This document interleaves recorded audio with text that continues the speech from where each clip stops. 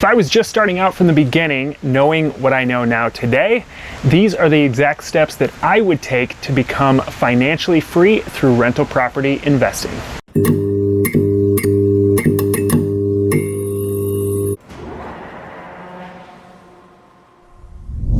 I often think back to what I would do different if I was just starting over again in rental property investing.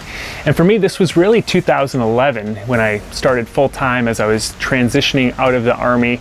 I bought my first rental in 2006, but full-time was 2011. Of course, hindsight's always 20/20, so I'm not going to share this strategy as if I have the insight that the market's going to increase year over year from then until now. Rather, this is the strategy that I would follow if I had no knowledge of exactly how the market's going to perform in the future. Of course, we could speculate all day long on where the market's going to go from here, but this is a process that I would follow that will work no matter where the market goes. I'm going to share this information from the standpoint of myself and why I got into rental property investing in the first place, and really that just boils down to freedom. You know, freedom to live my life in the way that I want. And the quickest way that I saw to be able to do that was financial independence, and that's exactly what real estate investing offers. So these are the 5 things that I would do in this exact order to get to financial independence if I were leaving the Army and starting my journey all over tomorrow. So this is sort of a precursor to step number 1. It's not necessarily rental property investing related, but I would stay in the highest paying job possible. When I first got out, I jumped into real estate investing full time, and it was tough. It was tough to get going. It was tough to get any traction. And also it was tough to pay my bills because I didn't have any income coming in right away. So the first sub-step, I guess, before I get to step number 1 is to keep your day job when you're starting to work through these 5 steps. Step number 1 that I would take to get to financial independence as quickly as possible if I was just starting over is I would eliminate my biggest cost by house hacking. I would buy a 4-unit property, which still qualifies for conventional financing, in an area that sort of borders kind of the rougher areas and the nicer areas. So it's kind of like right on the border, sort of in a little bit rougher part of town, but an up and coming part of town. And ideally, I would buy a 4-unit with 2 bedrooms in each unit. To purchase this 4-unit property, I would use my VA loan. If you're not a veteran, you can use the FHA loan. It follows very similar guidelines, but the VA loan gives you 100% financing, and you can borrow on up to a 4-unit property with the VA loan. And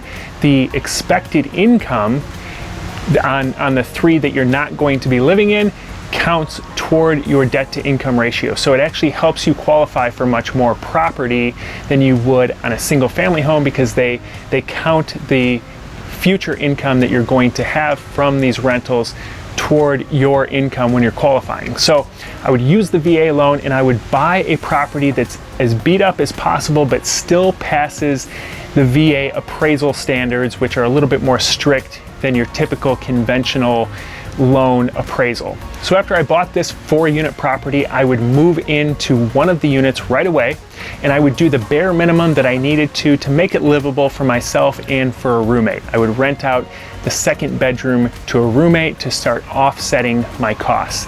Then I would start moving forward with the renovation on the other 3 units. I would make them as nice as they needed to be rented on Airbnb, and I would furnish them with the minimal furnishings as well, so that I could get each of these 3 units rented out on Airbnb. Now, in some areas there's restrictions against renting 3 units on Airbnb in the same building.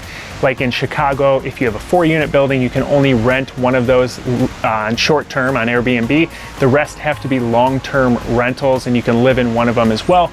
So if that's the case, then you have to do some long-term. But ideally, if you can, renting all 3 of the others will bring in a lot more income if you're doing it on a short-term basis. This is a strategy my wife and I have used on our own personal residence by transforming a single-family residence into a 2-unit by transforming the basement into a separate small apartment. And we've rented this out and generated a ton of income over the last several years, and it's something I wish I would have done back in 2011, because the income just on a 2-unit has been incredible, so on a 4-unit it would have been even bigger. So at this point you've finished step number 1, and for some people, congratulations, you now are financially free. I mean, if we just look at an example deal and the numbers behind it, you know, you're not going to buy a 4-unit in the highest end area like downtown San Francisco, and you're also not going to buy it in the roughest area like a downtown Detroit. You know, it's going to be somewhere in the middle that's still a working class area, affordable area, but there's still a draw for people to come visit. And you'd be surprised in a lot of areas how much of a draw there is in some of these working class affordable areas. So if we bought this property for, say, $50,000 per unit, that's a $200,000 property on a 4-unit property, and we put another, say, $100,000 into it. So you're all in for about $300,000. And this property should generate a net $1,000 per unit on each of these Airbnbs. So you're going to generate a lot more than that, but then once you take out all your expenses and financing costs and insurance and all that, say it's about $1,000 per unit, plus you're renting your extra bedroom to a roommate, so you're bringing in money there. So you're generating on average, and there's areas where you can do much better than this, but you're generating on average about $3,500 per month, and that's net take home after all your expenses. So for a lot of people, they've just replaced their 9-to-5 income just by doing this first step, and there's 4 more steps. Step number 2 would be that I would lean heavy into acquisitions. So the exact steps that I would take is every Friday night, I would go out and I would put up bandit signs. And this is something I've done for years. It's not something I do that much anymore because I've kind of graduated into more automated systems. But in the beginning, when you're first getting started, this is my most recommended, the best marketing strategy out there to talk to the most motivated sellers. And I wrote a 42-page ebook that explains exactly how to set up your bandit sign campaigns and exactly step-by-step how to do this. So you can check out that ebook at livingoffrentals.com/resources. The other thing I would do is I would go to one RIA meeting, a Real Estate Investors Association meeting, per week. So typically in your area, you're going to find that these happen on a monthly basis, and there's multiple ones in your area. So I would pick out about 4 of them that I really liked, and I would go to one per week just to expand my network, start talking to wholesalers. If you just do these 2 things, you're going to start coming across some really incredible off-market deals. I would wholesale the vast majority of these properties, and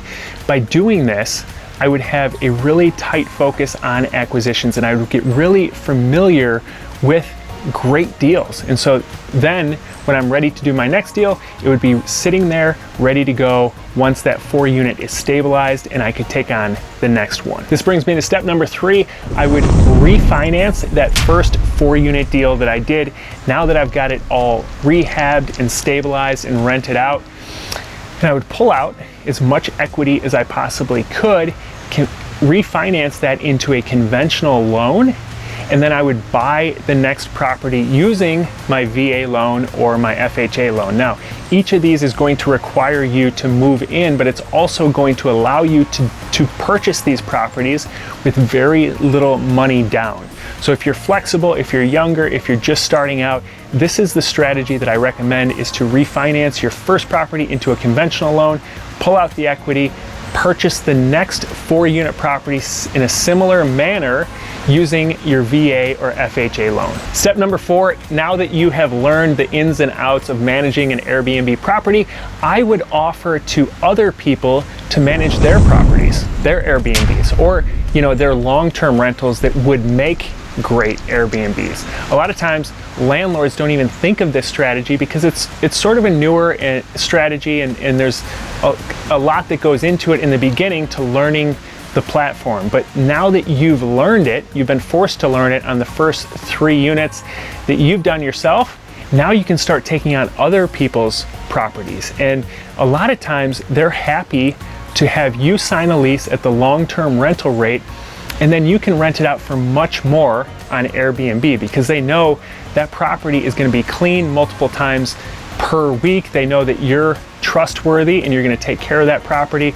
So this is a great strategy, and I would only take on properties that I'm going to make at least $1,000 net or more after all my expenses. So if you sign a lease for say $1,500 with a landlord, I would only take on properties that I know on Airbnb, after I look at the comps, that I could make at least $2,500 on Airbnb. So you're going to make, so for each property that you take on from this point forward, since you've already learned the system, the Airbnb system, every property is going to provide you an extra $1,000 per month in cash flow. And finally, step number 5, I would share the entire experience through video, just like I'm doing right here. That's exactly what this channel is, and I wish I had started this channel back in 2011 when I was first getting started. A lot of times people say, well, I don't have experience, what am I going to share? Just get on there and share that you're buying your first property and that we're going to learn this together, and just share what you're doing. That's super valuable, and over time you're going to accumulate knowledge and grow a following, and with that following there's a lot that you can do with it. So step number 5, I would share everything that I'm doing on video because you're doing it anyway, so you might as well. All of these things that I just mentioned are scalable. None of them are going to make you rich overnight, but if you consistently do them over time, you are going to be shocked at the progress you make and the wealth you accumulate in a relatively short period of time. If you think about it, after just 2 years, if you were able to accumulate 1 4-unit property every 6 months, which is very doable, you would have 16 units that each produced $1,000 per month, other than the one you're living in, of course. So say that one produced $500 per month. So now you've got $15,500 of monthly net income coming in from all of these Airbnb unit rentals. You also, let's say you took on 4 more rental properties from others. That's another $4,000 per month of extra income from the other Airbnbs that you're managing for others. And this doesn't even take into consideration any wholesale deals that you were able to do because you were putting up bandit signs on Friday nights. So all of these things sort of play into each other. They're all in the same vein, and at the same time you've been videoing it and you've been sharing your story along the way, so you've probably built a platform that you could monetize through ads or through other means as well. So there's lots of different ways that after just 2 years you could most likely become financially free. I mean, if you look at just the properties alone, you're creating $20,000 per month of income. And by pretty much anyone's standards, that's financial freedom. The timeline of buying a 4-unit property every 6 months that rents for exactly $1,000 net per unit is never going to work out exactly. But the key is to have a process that gets you to financial freedom fairly quickly, and it works through any market cycle that we're going through for the most part, you know, barring the world burning down. But if that happens, we're in a much rougher place anyway, and we're having a different discussion. And really, at the end of the day, even if that was the situation, I'd still rather own really great real estate assets than I would pretty much any other form of investment out there. So hopefully this strategy has been beneficial for you and you've got some really great takeaways. I'm working right now on a really cool financial freedom calculator that sort of shows you what your net worth is and what your cash flow is going to be if you buy properties at certain times and you pay them off at certain times. And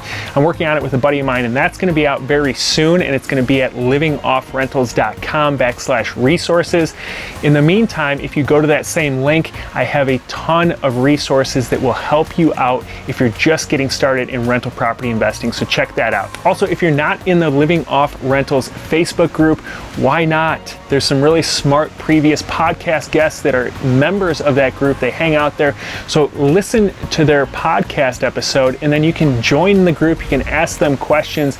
It's an awesome place to interact with some really smart people. Finally, in the meantime, you can check out one of the other videos that just popped up to my right, and you can continue your rental investing education. I'll see you soon.